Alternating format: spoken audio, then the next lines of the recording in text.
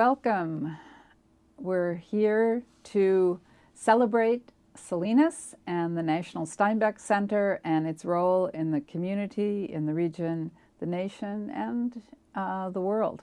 So I have with me now Eric Mora, who is Director of Marketing at the National Steinbeck Center, and he also works on programs, which is another part of our mission, to have public programs and collaborative projects.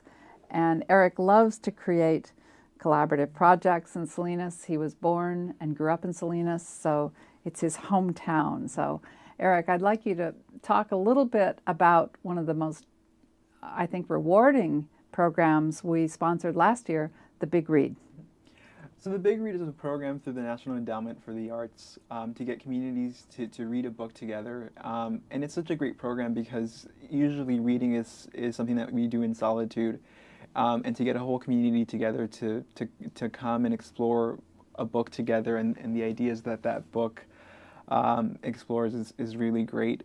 Last year we did the book Sunstone and Shadows, 20 Great Mexican Short Stories, which was a compilation of short stories by Mexican authors. And it was such a great opportunity not only for us to work with other nonprofits and other organizations that are doing very similar work as we are in the Salinas Valley, but also it was such a great chance for us to explore the Mexican heritage in the greater Monterey County. Mm-hmm. Yeah. Because the book was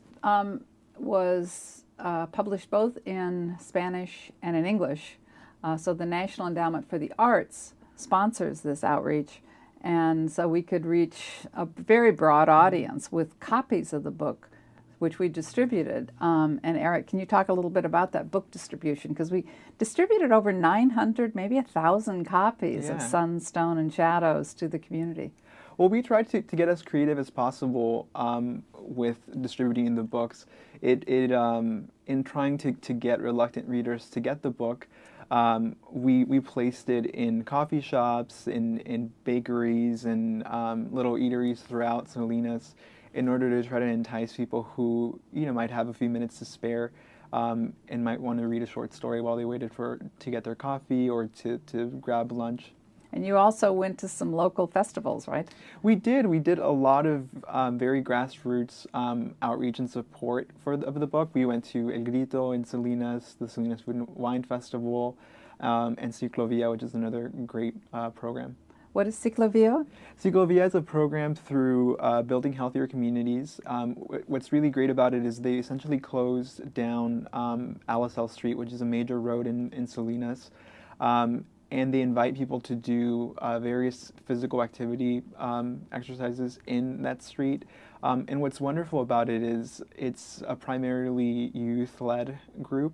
So you have all these wonderful activists working with youth in Salinas to teach them about, in the process of creating this event, they learned so much about event planning, about city ordinances, and working with the city, which is an invaluable, I think, experience at their age. Interesting. And how did people respond to having copies of the book, or you had a booth there? How did they respond to receiving copies of the book or seeing copies of the book, or how did you distribute them? Yeah, no, it was really great. We had a little wheel, a prize wheel, and we had other things to incentivize kids, especially younger kids, to play. So we had candy, and thinking that would be the draw.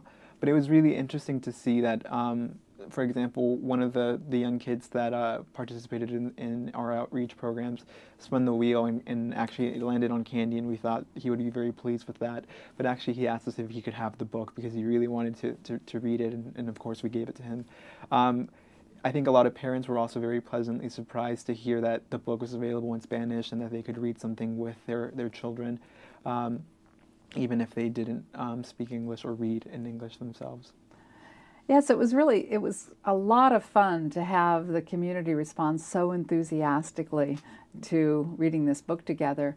Can you talk a little bit about Western Stage's involvement with performing The Wave by Octavia Paz, the first story in the book? Yeah, I think what I loved the most about the Big Read was that each community partner really contributed what they could. So we had the small locally owned coffee shops in Salinas, Rolex, the Cherry Bean, Viva Espresso, who all contributed by allowing us to place books in their locations.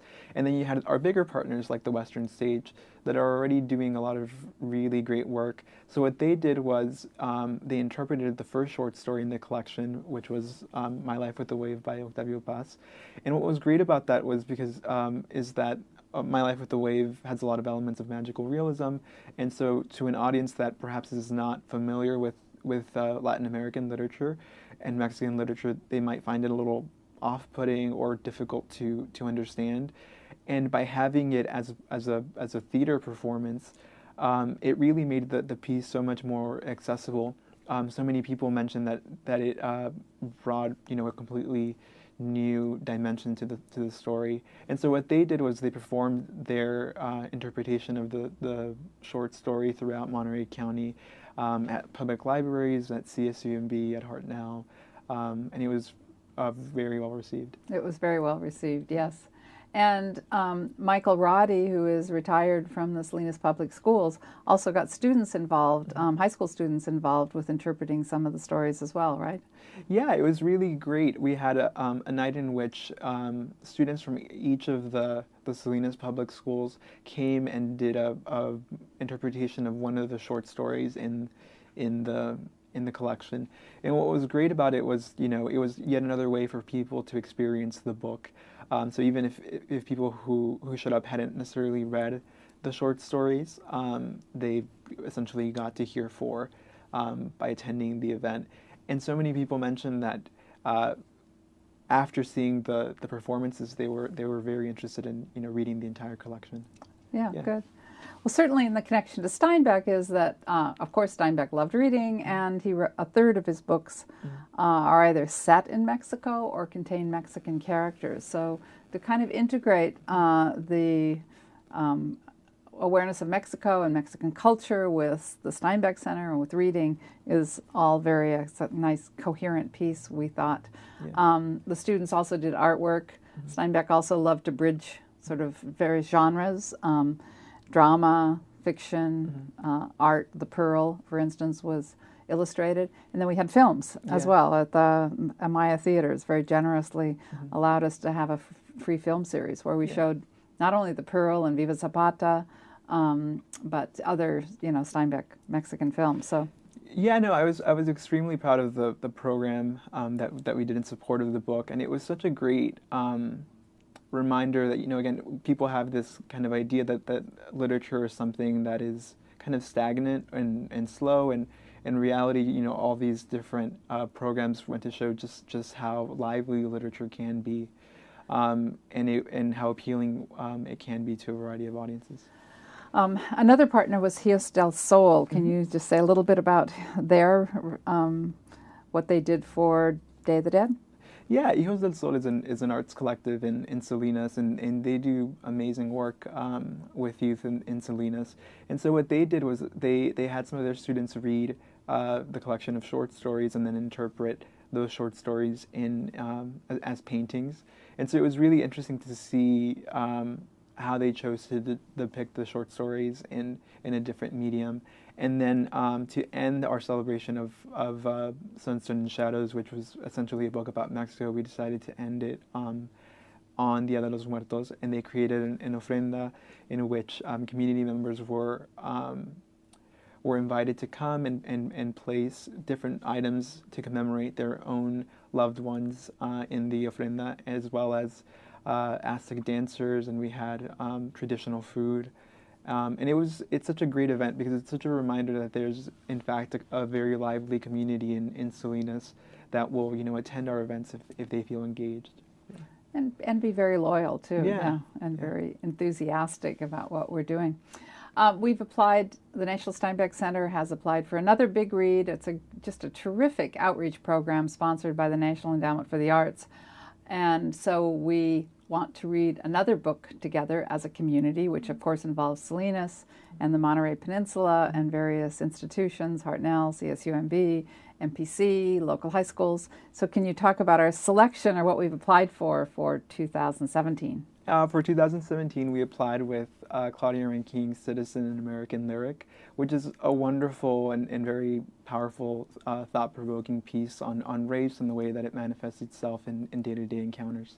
Mm-hmm. We thought that it would be, such a timely choice, but it's also such a, beautifully executed piece. Sometimes when I describe it, I have a hard time articulating just how great it is. But the support from our partners and how excited everyone is a testament to the fact that it's a really great book. Well, it's really poetry and visual sort of response to the idea of race. Mm-hmm. And again, I think for how is this relevant to Steinbeck? Of course, again, it's reading. Steinbeck was actually The Grapes of Wrath, which used to be on the list of big read books and outreach. And several years ago, the Steinbeck Center, the National Steinbeck Center, did sponsor a big read with The Grapes of Wrath. But it's now, as a classic, it's off the list, and the National Endowment for the Arts is encouraging newer books and selection of newer books, more topical issues. I think race is particularly important. Steinbeck himself wrote in his last book quite a bit. Last book was America and Americans, quite a bit about race. Mm-hmm. And so I think it was important to him as a cultural critic, as somebody who felt that we should examine the country's values and ideals and practices. And so I think the same is true of looking at a book like Citizen, which is examining our racial history. Yeah, no, I think there are so many just connections between the Big Read program and Steinbeck. I always think of, or one of the more interesting things I think of The Grapes of Wrath was the reaction that it elicited, and it seems almost like no book really has created that same reaction in my lifetime, right? The idea that a whole country could be speaking about a book seems very foreign to me as someone who was born in the 90s. But in its own way, the Big Read program does that on a smaller scale. It gets us all together to discuss a piece of text. Yeah, and we had a book group come from Prunedale to one of our activities. It was wonderful to have the entire book group come, and we hope more book groups will participate if we receive the grant in the fall. So Eric, you as marketing coordinator and director were born in Salinas, grew up in Salinas. What made you want to be a part of the National Steinbeck Center in Salinas, and why is that important to you personally? Well, I think to me it's really, growing up in Salinas, Salinas has a lot of very well documented problems that I won't go into because we all know them. But it's also important to know that Steinbeck is as much of our shared heritage as much as the negative things are. And I think for me, I always knew of Steinbeck because I grew up in Salinas, but I didn't really have a very deep appreciation for his accomplishments until I left Salinas and to go to school and then encountered people who had heard of my hometown, not through Lettuce, not through the various things that go on in Salinas, but through East of Eden and some of the works that Steinbeck published, and that was really kind of eye-opening to see just how deep of an impact his creative works had on people and continues to have on people. I think it's important for youth in Salinas to know that this man that was alive not that long ago in their own hometown accomplished so many great things and did so while facing a lot of kind of the adversity that is still very prevalent in contemporary Salinas. Oh, interesting. So you see him as a kind of inspirational model of somebody who overcame adversity. In what way? Or did he write about adversity, or do you see his own life and what he encountered as being the chief sort of model for that? Yeah, adversity in the sense that he grew up in a pretty rural place. Salinas continues to be a pretty rural, or it's a medium-sized city, but it's still pretty rural in nature. He made a lot of comments about the agricultural community in Salinas that continues to be true, and more. I think it's always interesting to read about your own hometown through someone else's lens. I often get asked if Salinas is very much still like, Steinbeck Salinas. And in many ways it is, and in others it's not, but it's still a reminder that, you have something in common with someone that accomplished some pretty incredible things. How do you think Salinas remains like Steinbeck Salinas? I'm blanking on the passage. I'm sure you can recite it. It's the one from, I think, East of Eden, in which he describes the various... the lettuce people and the carrot people. Down. That's from an essay he wrote called Always Something to Do in Salinas. Mm-hmm. He was asked to write about his hometown for Holiday magazine. Mm-hmm. So it's a kind of wry portrait of Salinas, mm-hmm. Because in some ways Steinbeck had a love-hate relationship with Salinas. And so many of us do. I mean, I love my hometown, but it would be naive to deny that it has some issues, and I think he went through the same things, right? Like he left Salinas for a bit and kind of reflected on Salinas, or thought of Salinas nostalgically, and mm-hmm. We all have a very special place in our hometown, or in our hearts for our hometowns. But right. Yeah. And that passage that you referred to is really about power and powerlessness, mm-hmm. how each succeeding, sort of the lettuce people look down on the carrot people, and the carrot people in turn look down on the cauliflower people, and so that sense of hierarchy that's so apparent not only in a town like Salinas, but in local high schools or junior high. We tend to be hierarchical, mm-hmm. and he kind of wrote about that in his hometown, sometimes, of course, angering people that he seemed dismissive of the powerful people in the hometown, and he was always empathetic to workers, mm-hmm. And I think that's certainly a large part of the appeal of Steinbeck is his empathy. Mm-hmm. Do you think that people still respond that way to Steinbeck's books? Yeah, no, definitely. Definitely, empathy is important. Empathy is very important. Okay. Can you speak about other programs at the Steinbeck Center and collaborative projects the Steinbeck Center has been engaged with, you think, that reach into the community? Yeah, just last year we have our Sweet Thursday series, in which we invite various people to come to the center and talk either on the work that they're doing, on books that they're releasing, on performances that they're doing, and it's a great opportunity to expose people to something outside of what they might normally see, and mm-hmm. it's something that I wish there would have been while I was growing up in Salinas. A great lecture series that constantly changed the speakers and provided an opportunity for people to engage with different ideas. Okay.